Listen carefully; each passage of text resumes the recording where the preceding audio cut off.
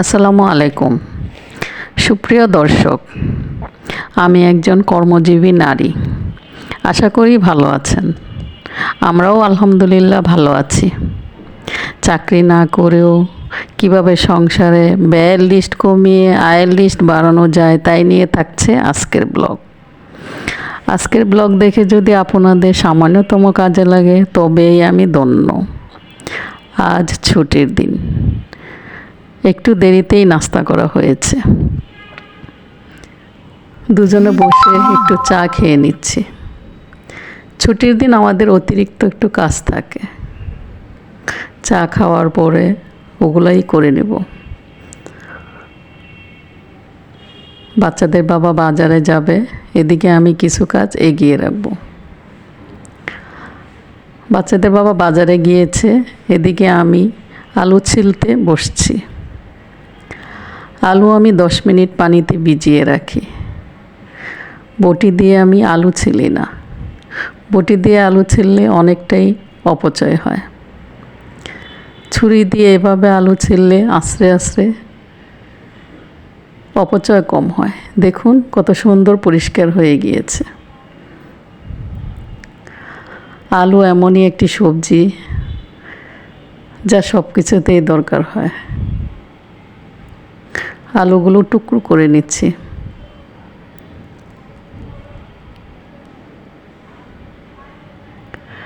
আলু কেটে পানিতে ভিজিয়ে রাখব, তারপরে অন্য কাজে চলে যাব। এদিকে বাজার চলে এসেছে।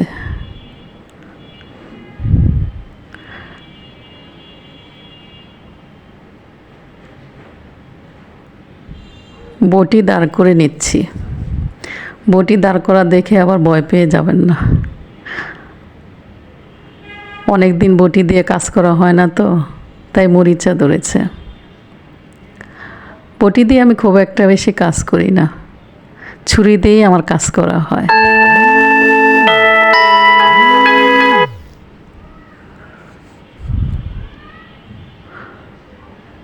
বটি একটু দাঁড় করে নিলে সুবিধা হয়। তেলাপিয়া মাছ আনা হয়েছে। তেলাপিয়া মাছগুলো অনেক বড়। 3টে মাছে 5 কেজি। আশা করি বুঝতে পারছেন কত বড়। মাছ কাটার জন্য আমি কিছু সরঞ্জাম নিয়ে নিচ্ছি। সবজি কাটার ফিলার, কেচি, বটি তো লাগবেই।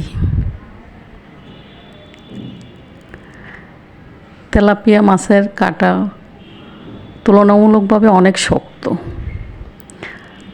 তাই কেচি দিয়ে আমি প্রথমে নরম কাটাগুলো কেটে নেব।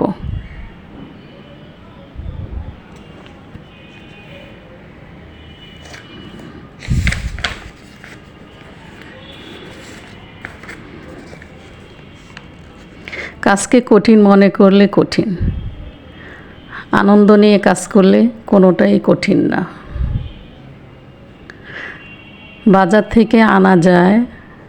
থেকে মাছ কেটে আনা যায়, কিন্তু আমি ইচ্ছা করেই নিজে কাটার চেষ্টা করি।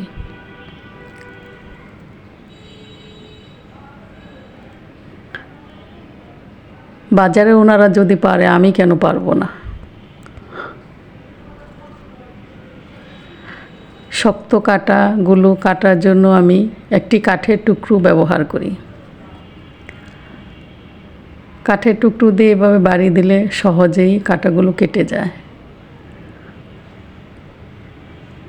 আস্তে আস্তে সবগুলো কাটা এভাবে কেটে নিব।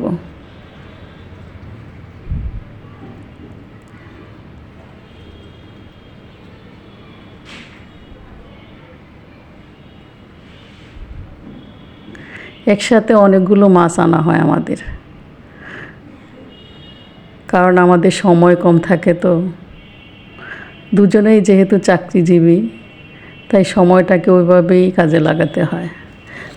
যদিও একদিনে অনেকগুলো মাছ আনলে সব মাছ আমি একসাথে কাটি না। যেমন ট্যাংরা মাছ, বাইম মাছ, চিংড়ি মাছ, ওগুলো ফ্রিজে রেখে দিই, পরে সময় মতো কেটে নিই। আর একদিনে সব মাছ কেটে গুছিয়ে রাখলে আমার জন্য সুবিধা। সময়টাকে সেভ করা আমার জন্য খুবই ইম্পর্ট্যান্ট।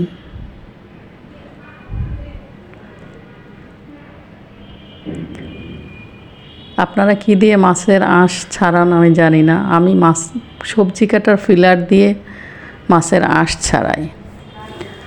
সবজি কাটার ফিলার দিয়ে মাছের আঁশ ছাড়ালে অনেক সুবিধা, মাছের আঁশগুলো চতুর্দিকে ছিটে যায় না, তেমনই এক জায়গায় জমা থাকে। এতে পরিষ্কার করতে সুবিধা হয়। আঁশগুলো চতুর্দিকে ছিটে গেলে পরিষ্কার করা অনেক অসুবিধা। আর সবজির ফিলার দিয়ে মাছের আঁশ ছাড়ানো অনেক সহজও। দেখুন কত সুন্দর পরিষ্কার হয়ে গিয়েছে। আমি আমার আইডিয়াটা বললাম, আপনাদের যদি ভালো লাগে তাহলে কাজে লাগাতে পারেন। এক একজনের কাজের আইডিয়া এক এক রকম।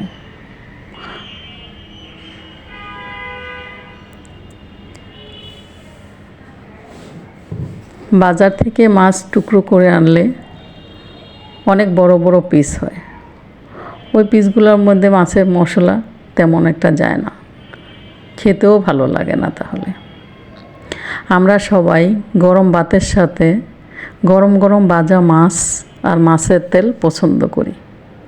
আর যেদিন বড় মাছ আনা হয় সাথে সাথে রান্না করি।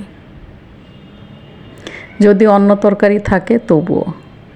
বাচ্চাদের বাবা বলে ওই তরকারি পরে খাবা, টাটকা মাছের স্বাদই আলাদা।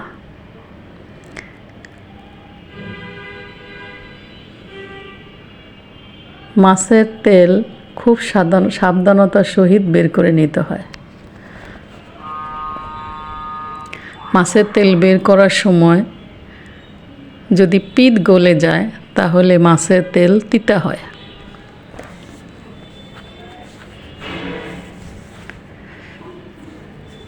মাছের তেলটা খুব সাবধানে আমি বের করে নেব।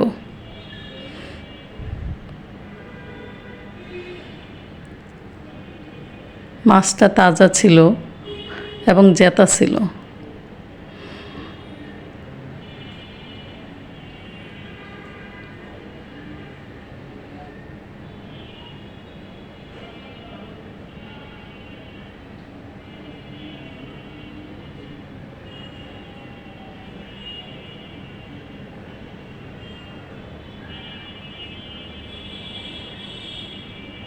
দেখুন মাছের তেলটা কত টাটকা এবং দবদবে সাদা।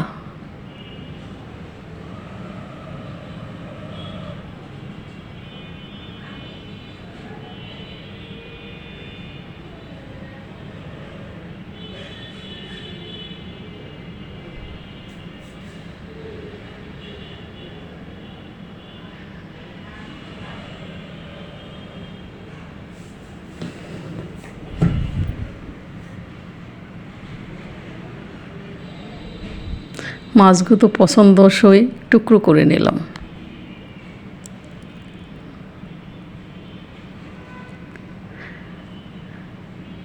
এদিকে আয় করে আলুর খোসা ছাড়ানো আর ব্যয় বন্ধ করে মাছ কাটা শেষ করে ধুয়ে নিচ্ছি।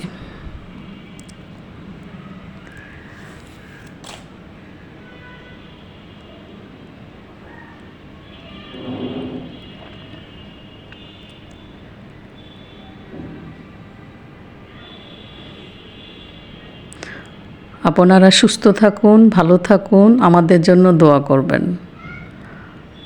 আজ এ পর্যন্তই।